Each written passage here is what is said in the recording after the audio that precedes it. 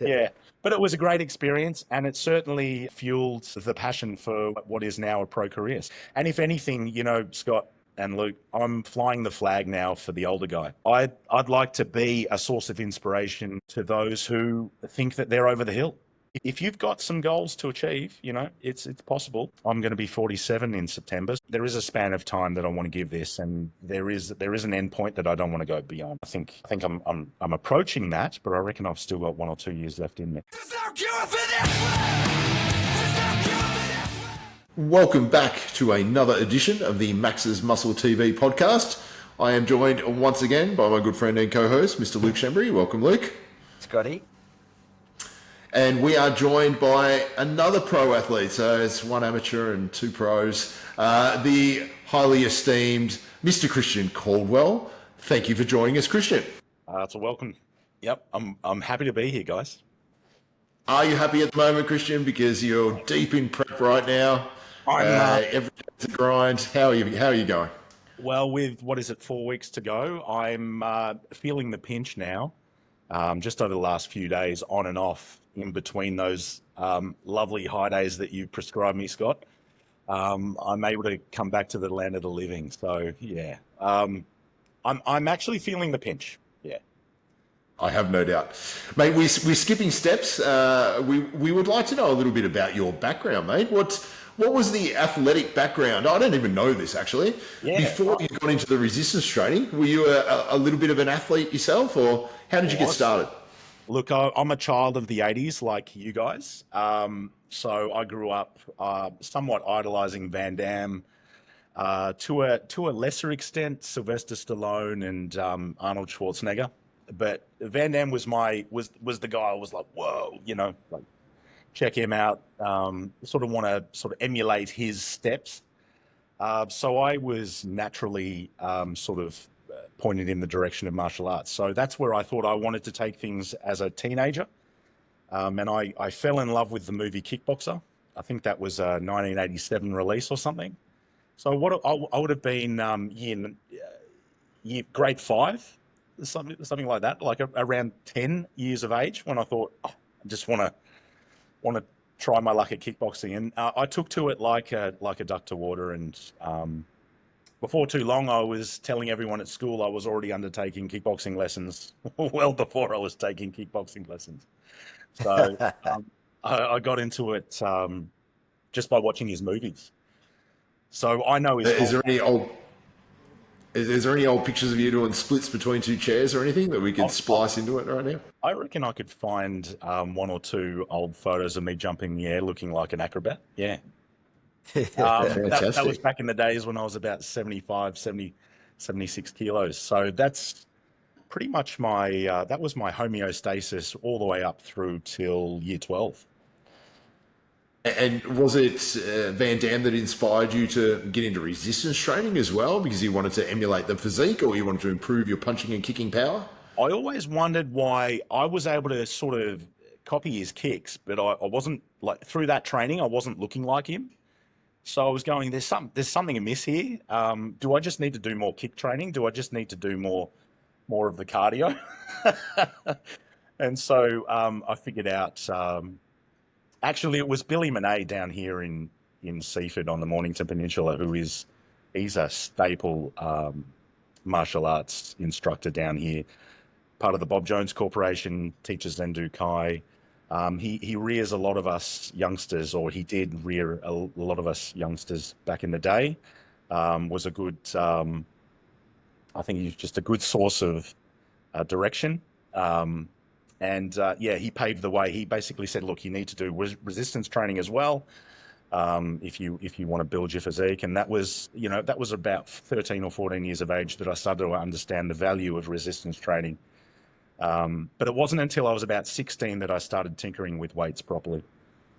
It was actually, his gym was the very first gym that I undertook weight training. It was a dungeon of a gym. It hasn't changed in 30 years, actually. It's still exactly the same as I remember it now. So, yeah, pretty amazing piece of memorabilia down here on the peninsula. And those early days, Christian, was it all arms and chest, no legs and back, or was you straight into sort of training all body parts? Sorry, I missed the first half of that, but did you say, was it about training all body parts? Yeah, or did you just go down the road like myself, where it was chest and arms, and then sort of put on a tight shirt and head out for the night to a nightclub?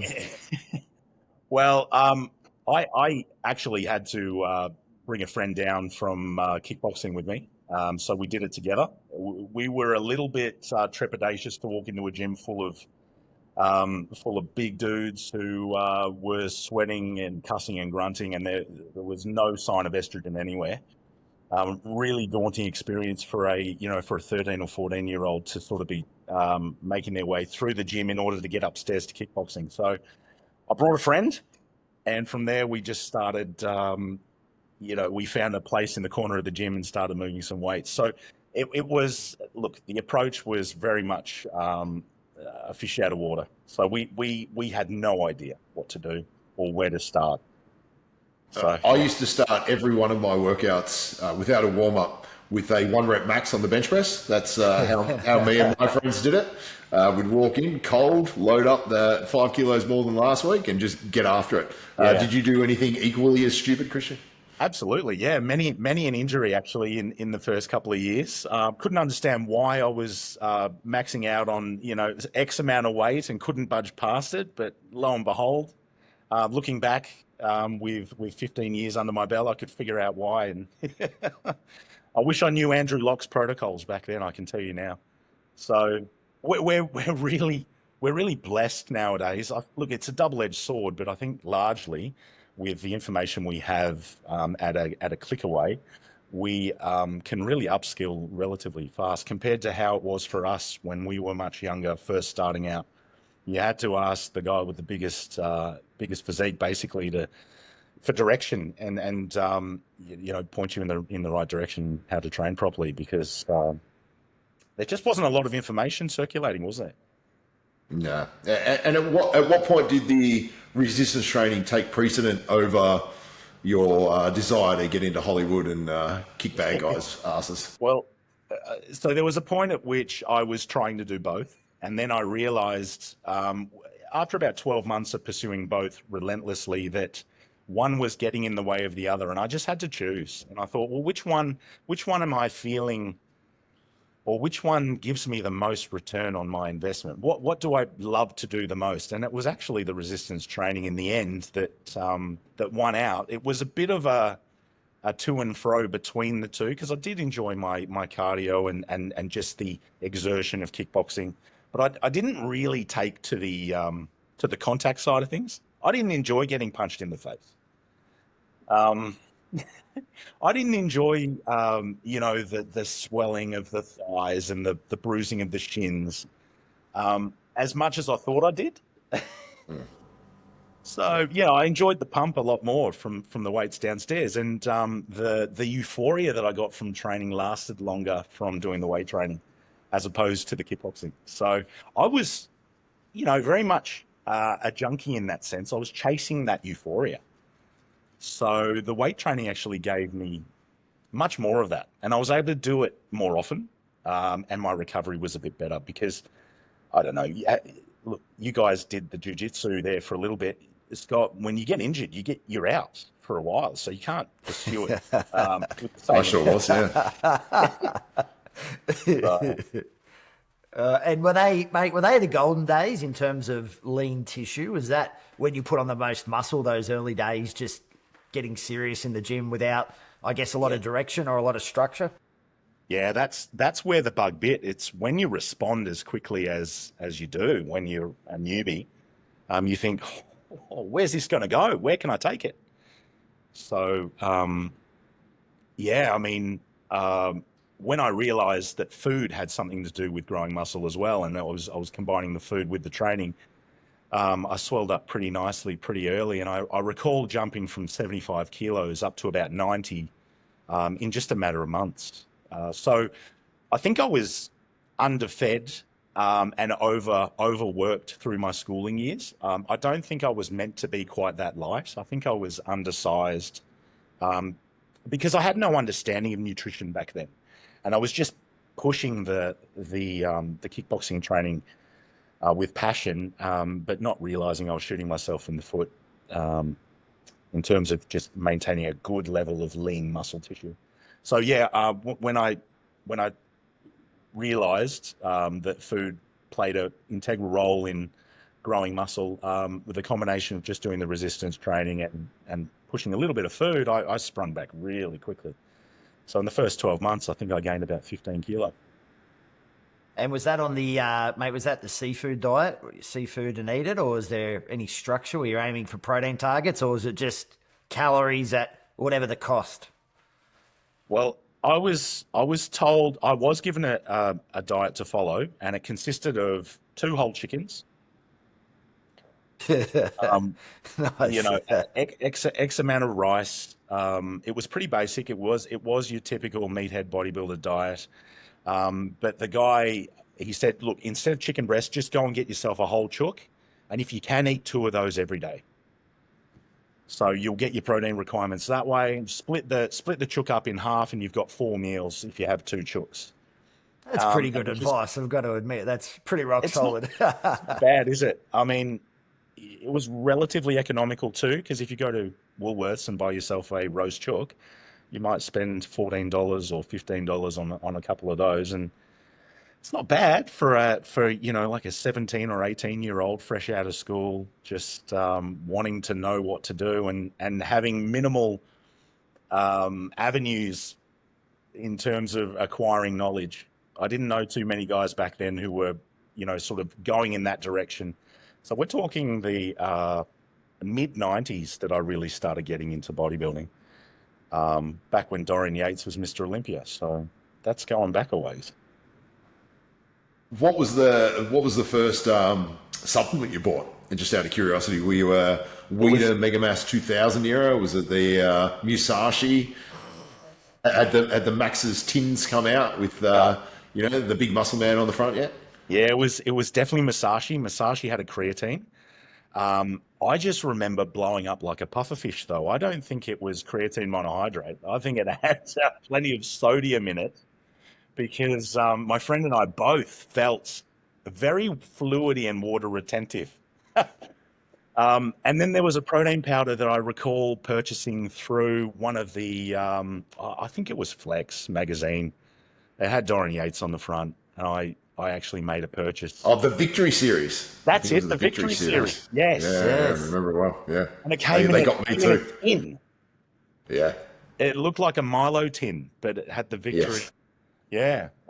It didn't mix very well, I can tell you. It was like concrete. Yeah. So I Good used times. to, year 11, year 12, I'd wake up and have one of my shakes thinking that I was doing everything I could to grow some muscle there. So, when I think back to the very nascency stages of this pursuit, I I couldn't have started further back than 0, Yeah, so. Yeah. And then how long until you decided it was time to take this to its, ultimate potential and hit the stage? God, you know what? I fell in love with bodybuilding from basically 18 years of age properly. I pursued it. I pursued it pretty hard in the first couple of years, and I was misguided with some supplementation. I went off track and visited a vet and did all that stuff. Got some hideous acne. Was reprimanded by my parents. Was told that I was given ultimatums, and the doctor was pretty quick to say, hey, you better stop what you're doing, and fear-mongered, and it worked. So I thought to myself, after 12 months of pursuing that, that I'd completely go cold turkey. Couldn't understand why for about 6 months I was depressed. So, there was a little course of Roaccutane in there from the doctor that certainly didn't help things as well. And that really threw me off psychologically. And that can have a very detrimental impact on one's psyche, all of which I compartmentalized and just put it down to me just not enjoying life at that time and thinking that uni was the reason. Not really putting it all together, not really understanding why I was feeling the ways I was feeling. But I still pursued training. So despite all of that, I still stayed on track for training, and I would have trained naturally for right up until I'd say 10 years. So without the intention of ever taking it to the stage, I just pursued it for me. So the love for it never died. It was just always for me, just to feel better about me, and just to really capture the feeling of the euphoria that I talked about earlier. It was just really searching for that on a daily basis, which was a great fix. You know, I think it's a great way of ascertaining a natural high. So And never what? seen. How heavy were you for your first show, Christian? Stepping up on stage, then, if you started from such a lighter weight, where did you end up for your first show? And how heavy should you have been, Christian? I've seen pictures of that first show. So the very first show was 2012. That was about 3 months before my first child was due, and it was upon the realization that I was going to become a dad that I thought, well, if I don't compete now, I'm going to miss the boat. So I first competed when I was 32 or very late 31 years of age. I was on stage at the 2012 FitX. I recall Abe Elzabak getting his pro card. Yes, that was a great I year. remember Yes. sitting in the front, somewhere near the front, watching the preceding divisions go up, and I remember saying to my wife at the time, I don't think I'm ready for this. I think we should go. It was when my dad arrived. I thought, well, I think I've got no choice but to see this through. I'm just going to go out the back. I'm going to do what's required. I'm going to get up on stage. Don't care about the results. We're going to go home. We're going to forget this ever happened. That was my attitude beforehand. But once I was backstage, everything changed. I actually I don't know, I got into it. I don't know what happened. A little switch was flicked inside, and I took to it. Loved the experience.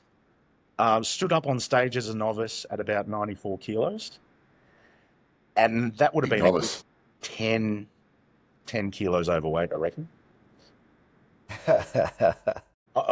Honestly, I think at the time I remember saying, oh, maybe I'd be closer to 90. But now, as a seasoned coach and as a seasoned athlete myself, you always underestimate just how much you can or should be.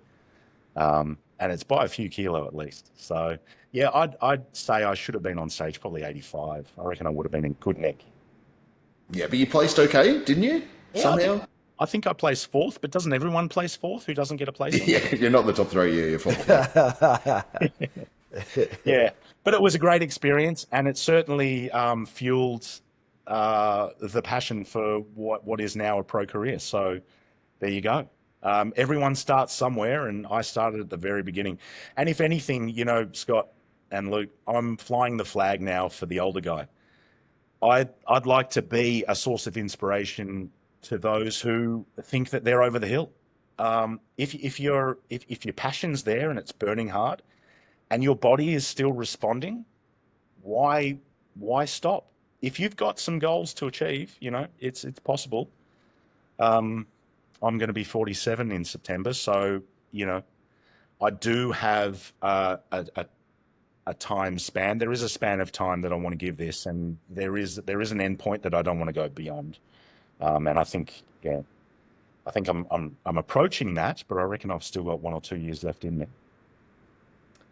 So, mate, you build out that first show, you've competed, and then what's the next few years look like leading up to the pro card win? What, you just loved it and just wanted to do your best and become a pro, or was it just taking one show at a time and still maybe a bit of self-doubt and not believing in yourself? Initially, it was one show at a time. It was it's the old ethos, just being better than last time. And then a little bit of self-belief started creeping in when you start placing, you think, oh, maybe there is something to this. Maybe look, it's the external validation you receive. It's an acknowledgement. It's a little hat tip to say you've done well. Maybe you should keep going. So 2016 was when I really sort of made a splash, I think, in the amateur scene. I came second to Nathan Williamson in one of the local shows here. And, there was a world of difference between the quality that he brought to the stage and what I brought. But I was really pleased with the achievement I'd made and obviously the presentation I brought, which was further sort of encouraged by, the likes of Tony and a few others. So, look, it just kept the fire burning brighter. I decided to sit out the 2016 Arnold Classic, which everyone thought I was crazy to do. But I did say that because of the difference or the gap between myself and the likes of Nathan, I thought I'll put in another 12 months and come back bigger and stronger. And I think it was the best thing I ever did, because the following season, I really did bring. I was the highest placing Australian in the heavyweight division of the Arnold Classic Amateur in. I'm losing track of time, but I think it was 2017. 2017. No, 2016. Sorry, 2016. Yeah. And I actually saw the score sheet, and I was awarded highest place in prejudging. So I was on track to win, but somehow, I don't understand how it works, but I ended up placing third. Was thrilled. Was thrilled with that, and that was the year that Nathan took his pro card. So, it was just an awesome experience, awesome weekend. You can't, or I can't, imagine a high better than that, and that's what fueled me basically to take it further. I had subsequently I had another was it the 20 shit I'm losing track of time, the 2018 Arnold wasn't so good. I came in as a super heavyweight, not quite as crisp. Had a little hiccup backstage with a diuretic and thought, I need coaching. And who better than the guy who was ingrained in my mind. I recall his Facebook profile being a very Flex Wheeler looking black and white. So I decided to give him a call, and that's Scott. Yeah. Yeah, and it took us a couple of seasons, mate. We didn't quite nail it in the first one. Probably made some progress, but ultimately you managed to turn pro at the 2020 nearly cancelled Arnold Classic, Yes. where it was just scaled back and out in a shed in Brayside because Tony wanted to put something on for all the people that had committed to prepping, even though the pro show and the expo got nixed at the last minute. Mate, obviously a very memorable day for yourself. The one thing I recall from that experience was your mindset leading into it. Yeah. I hadn't really worked with someone with that mindset. You were very much into visualization. You were very much into positive affirmations and self-talk, and you turned the dream into a reality there. So, yeah, I mean, tell us a little bit about what changed, because I certainly noticed it from a mindset perspective as much as anything. Yeah. It was a relatively newly adopted. Look, it's something I've always been interested in. Is obviously just the power of manifestation, and there are a number of well-known people online who spruik this, who are science-based, and some of them are a little bit more, bro sciencey about it. But the general understanding is that we do have great power within us, and if we can focus that energy towards what it is we're trying to achieve, it can be very much a reality. So I just decided, what have I got to lose? But actually try and mindfully adopt this practice on a daily basis. I haven't done it as well since, because life gets in the way, kids, family, relationships, stress, work. It's very hard to maintain that mindset. But if you just keep, at that time, life was ticking over very smoothly. So there were very little turbulences, and I was able to just basically adopt that mindset really consistently. And I can attest that it works. I woke up feeling a certain way, very positive. I said my daily affirmations. I even went as far as printing my pro card. So I created this artificial professional status pro card that I stuck on the fridge. I made duplicate copies. I put one in my wallet. I even went as far as saying to my little ones, my kids at the time, when dad comes home from work, can you say, hey, dad, IFBB Pro, how was your day? Like address me as a pro athlete, just, tongue in cheek stuff. But it all seemed to add up. And interestingly, along the way, the self-belief grew. And that's what I wasn't really paying as much attention to as just the daily practices. But over time, I actually started to genuinely believe. And that was when I started feeling the emotion in everything I was doing. And the visualization it felt real. So obviously, some of the principles there is if you can feel what it's like to achieve whatever it is you're after, eventually energetically you align with that. And that's the theory anyway. And so far I can attest to it. It's Now, pretty you would cool. have thought, Christian, winning your pro card and, Scotty being your coach, that you'd send your coach down this path of training other males and athletes. But are you responsible for sending Scotty down the path of being the top bikini coach in the country, mate? Because it doesn't make sense. You're his one pro male athlete and you look amazing. But, man, I tell you what, he went in another direction, didn't he, after that? Well, yeah, it's quite incredible how it happened too. So I think I turned pro 2020, and then he had a bikini athlete turn pro the following year. Yeah, 21. She happened to have a massive following, and I think he was hit with more than 100 inquiries literally the next day. He may have had half a dozen inquiries after I turned pro. Did it have anything to wish. do with my following? Did it have anything to do with the fact that it was COVID? Maybe it was both. But one thing stands. I'm Scott's athlete. I'm coaching with Team Goble. My goal with Team Goble is to help build his coaching business and in turn mine by taking on clients who want to basically travel the path that I did. If they want to go and be really successful bodybuilders, whether it be classic or open, that's what I want for Team Goble. What was the value in the coaching, mate? What did you get from Scotty that was different? Like, was it the accountability? Was it the technical know-how? Was it a bit of everything? Look, it's a bit of everything. I'm constantly impressed by how Scott upskills.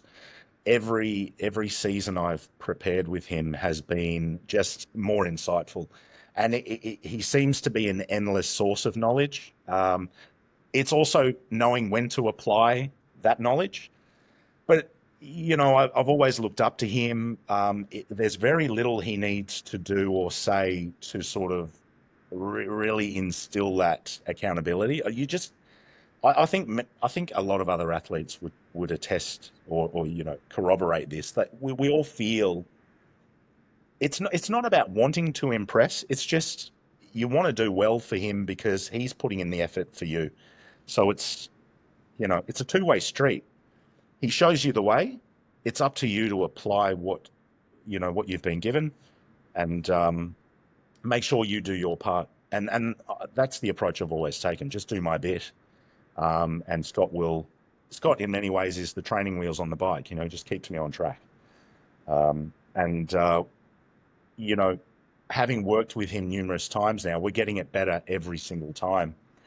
It makes complete sense to stay the course with him through this because, God forbid, if I was to switch coaches, we'd be starting at square one again.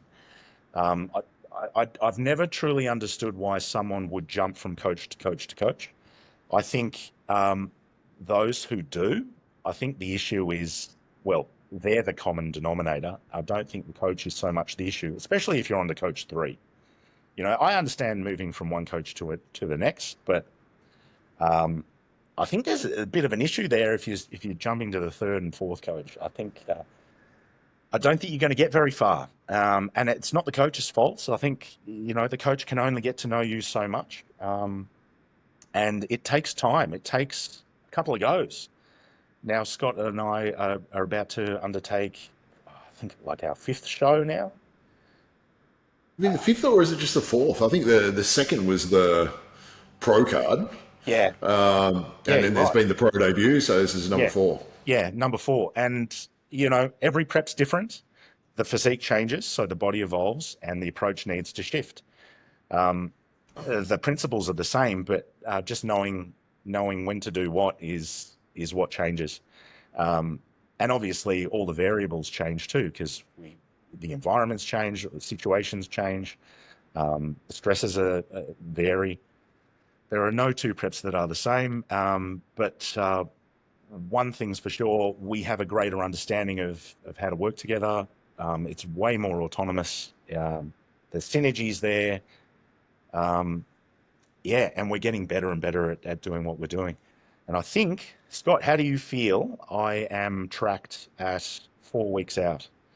Well, you should be at your all-time best. And we can't do much more than that. At the age of 46, to be at best you've ever been. I think, we're in a good spot here, mate. So, looking forward to seeing how you go. Obviously, you're up against some incredibly impressive physiques, and I'm intrigued as to your mindset. When you made your pro debut, it was actually your second show. I was watching it at a play center because I was there with my children at a birthday party, and I had my phone set up and I was live streaming the Texas Pro, and people were asking me what I was doing. And I said, I've got this client, he's competing today, this is what he looks like. And I'd show them videos of you posing, and they'd be like, oh my God, like, what is that? Because I'm showing it to other just normal people. And they're like, oh my God, is he going to win? And I was like, well, he's up against this guy. And I then show them the 299-pound Andrew Jack walking out, and they were just like, what am I even looking at here?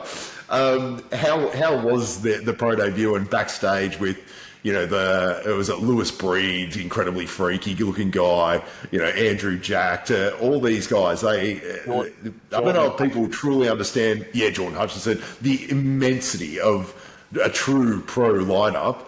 And how good these guys are. Because for the vast majority of people, they see you would be the most muscular person they've ever seen in their life. Yeah. And then there's Andrew Jack, So how was it? Oh, amazing. I was a bit starstruck, and that's probably not the best mindset to take yourself into a show when you're trying to be competitive. So that's what I'm being mindful of not to bring this time is not feel as though, they're the guys I look up to so much. But yeah, Andrew Jack stands taller than me, so I looked up slightly upwards towards him. He's obviously 300 pounds, stage ready. There is nothing quite like it. And interestingly, all of us, not just myself, but, the likes of Lewis and everybody else, we all stood and we watched.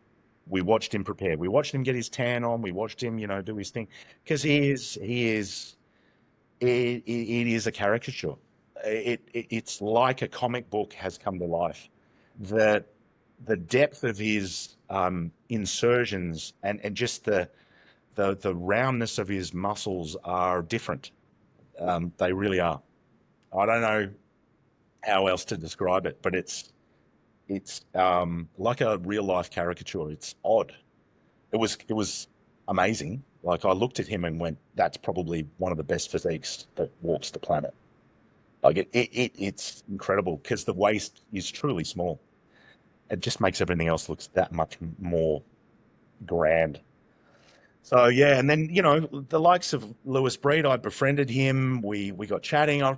They're just other guys, doing the same thing. And it's really cool. So once that initial veil dropped and we just got chatting, I don't know, it's just pretty cool going back there.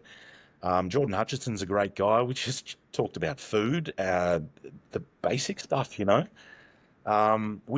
there was no talk of bodybuilding backstage. It was just other things, what are we like doing? Do you want to go for dinner after this? Yeah, let's find a steakhouse. That's what I loved about at the pro level. It's just, I don't know, there's a little less kind of competitiveness. I think we're just there. We're at that level. I think we're just there. We kind of already know. I think half of us know what the results are going to be you know, before it all happens.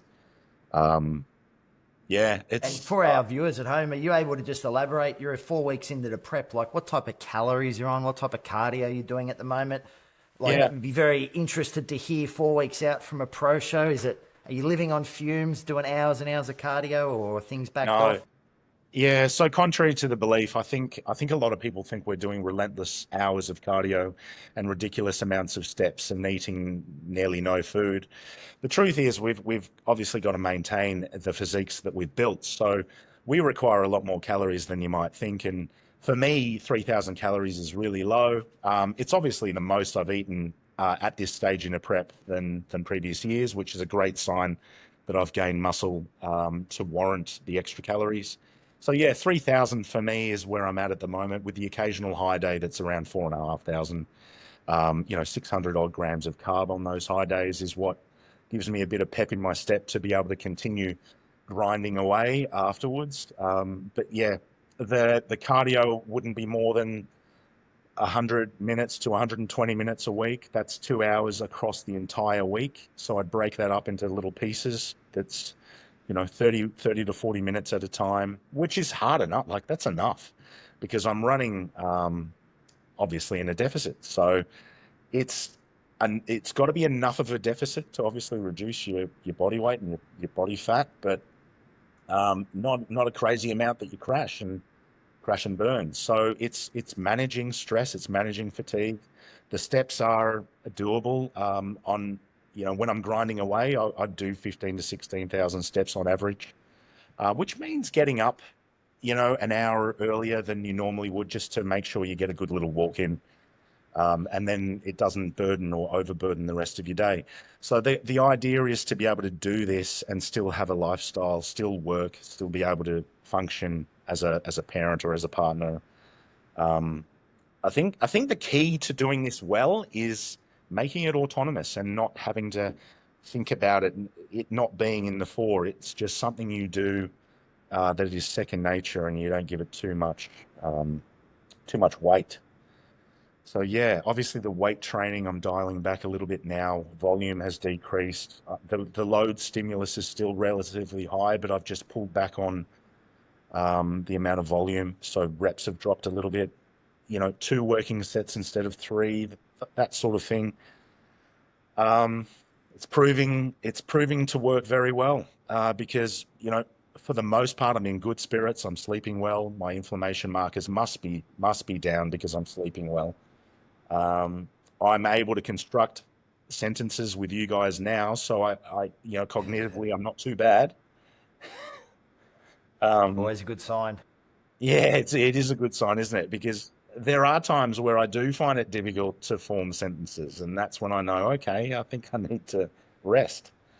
So, Christian, do you have any advice for perhaps the lifters that are getting up there in age? Like, I know you've evolved your training to a degree over the past few years. You used to be a big time, heavy free weight guy. You sort of would pride yourself on it. So yeah, I know things have evolved. So yeah, can you tell us what sort of direction you've taken them just for the sake of longevity? yeah, I think obviously, like you mentioned, the free weights. I don't do as much in the free weight department as I did, especially with barbell work. Even dumbbell work I've reduced. So machines have served me well for my joint health, but also just being able to control, the lifting tempo a little bit more as well. Um, so just general stability work, systemic stress being reduced, obviously through reducing free weight movements. And yeah, the quality in which I lift. So really focusing on eccentric tempos, controlling that. Um, because I was finding that I'd get the occasional light tear in the quad if I was to squat too heavy, for example, or too quickly. So that direction change at the bottom of the squat often created a bit of an issue with my left quad in particular. And that was a bit of a telltale sign that maybe I'm not quite as resilient as I was. So I've just got to control my lifting style. Um, I'm still able to lift the heavy loads. It's just changing the tempo and I guess the way in which I create the muscle building stimulus. And at 4 weeks out, mate, what is a good Smith machine squat? Because I know you've moved from the barbell to the Smith machine. What sort of numbers are you putting up there to maintain those giant quads of yours? Yeah, so like a high bar squat will still be 4 plates aside. So that's, not nothing, and really good control. And I'll just do 1 peak set instead of, I used to do 2 and 3 working sets of ridiculous. Now I'll just, particularly at this time, just 1 set of 10, 8 to 10. A barbell back squat, I might still hit the 5 plate mark. So what's that, 200 and... 220. With the Smith machine, usually the bar doesn't count, so it's about 200 kilo. 200. Yeah, it's around the 200 mark. I do not need to do more than that. And if anything, I better not grow these quads anymore because, we're trying to desperately create a better sense of symmetry. So the focus on my leg training hasn't been nearly as strong as the focus everywhere else. So it really is just about, it's more maintaining the lower body. The hamstrings and the quads are really, really my strength. It's now really focusing on building the upper back and the chest. So yeah, I'm sort of just treading water with the leg training, to be honest. And I have been for the last probably 6 to 12 months. Yeah. Yeah, so Smith machine squats are now overtaking or have taken precedent over barbell squatting. I'll hack squat. I don't do as much dumbbell lunging as I did or barbell lunging. I'll do like a split squat on the Smith or something. Yeah, the leg press is always in there. Safe, just safer movements. And you don't feel the need to pull the 260 kilos off the floor on a regular basis anymore? God, no. Yeah, I haven't deadlifted properly for... When I say properly, I haven't deadlifted with the intention of progressing the deadlift for 18 months to 2 years. So yeah, I think that, we've spoken about this, Scott, the return on investment isn't there anymore. Certainly as a new lifter who's seeking mass quickly, I think the deadlift has its place. I personally love the deadlift, but I just don't see it benefiting me the same way it once did. It builds a wonderful, awesome posterior chain from basically your traps all the way through to your hamstrings. But again, that's just not been where the attention needs to go. It needs to go more into the detail of the back, not my erectors so much or my traps. My glutes and hamstrings are great compared to some of the other areas that need more work. So that's why I'm not using it. But I do enjoy a deadlift, so I will visit it occasionally. Yeah. Yeah. And on the nutritional side of things, for a long while there were some major digestive issues. and as a result, it was very, very hard to control the waistline on stage and all this sort of stuff. Turns out there was quite the simple fix, wasn't there, Christian? Luckily you discovered, can't remember if you discovered it through one of your clients maybe put you onto it. Yeah, tell us, because that has changed your physique considerably. It's very interesting, isn't it? Because I do remember the 2020 prep. I said to you, we've got to keep the Weet-Bix in because it's emptied me out. I think I had, I don't know, was it 6 Weet-Bix or something for breakfast? And 30 minutes later, I had completely cleared my digestive system out. And I thought, this isn't a bad thing. I feel really super tight. That was probably when things started to go south. Although unknowingly at that time, it took us 2 years to realize, 18 months, I think, because yeah, I just never really got the kinds of the symptoms that put me off. The bloat and the distension and the discomfort and the gas didn't come for a couple of years. So I was just getting that initial incredible flush through, and I thought, well, that's awesome. Well, I'll keep doing that because that's good. But then it switched. It turned into inflammation, which was horrific. Yeah, it did take us a while, didn't it? We were trying all sorts of things. We What did you discover in the end after 2 years? Well, I think I'm gluten intolerant. I don't think I'm full-blown celiac. I just have an intolerance. And I think it's just very common nowadays. I know Sam Pearce has some pretty like a severe version of that. He's got Crohn's. I haven't been tested. I've just stayed away from gluten, and it's just worked a charm. So Game changing. Game changer. Yeah. So I won't touch anything with gluten in it now. And I think also the rolled oats, there's, what is it, phytic acid, I believe, could also be upsetting me too. So my favorite food of all time is oats. I've just got to part ways with that now, unfortunately. I loved oats. That's a pretty sad favorite food, Christian. Oh, really? Aren't you? Don't you like your bare bones, bare basics? Oats, man. Sour worms, mate. Sour worms. Lollies. Yeah. Oh, my mum used to mash banana into oats. It was a pauper's food, in Brazil. Nice.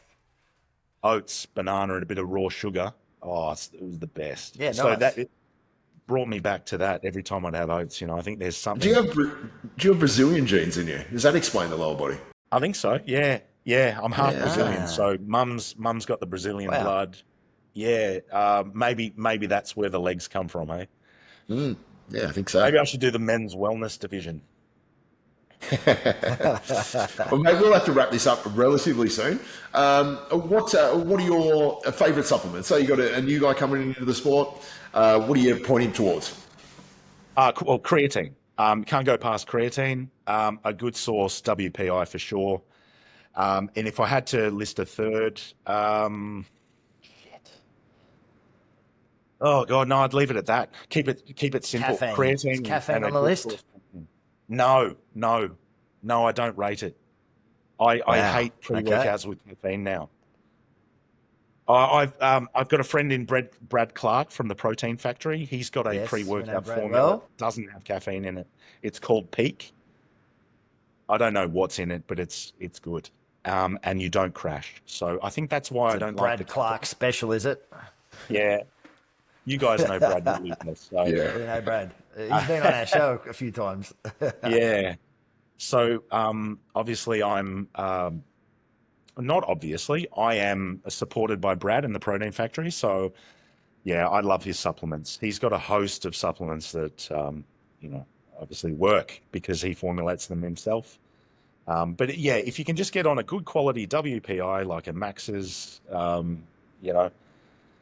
anything WPI that's Aussie made, I reckon is the way to go, and a good quality creatine monohydrate. I agree wholeheartedly, mate. They're my top two subs. Yeah. What do you? And if you were to say, in terms of again, we got the young guy. He's trying to get huge.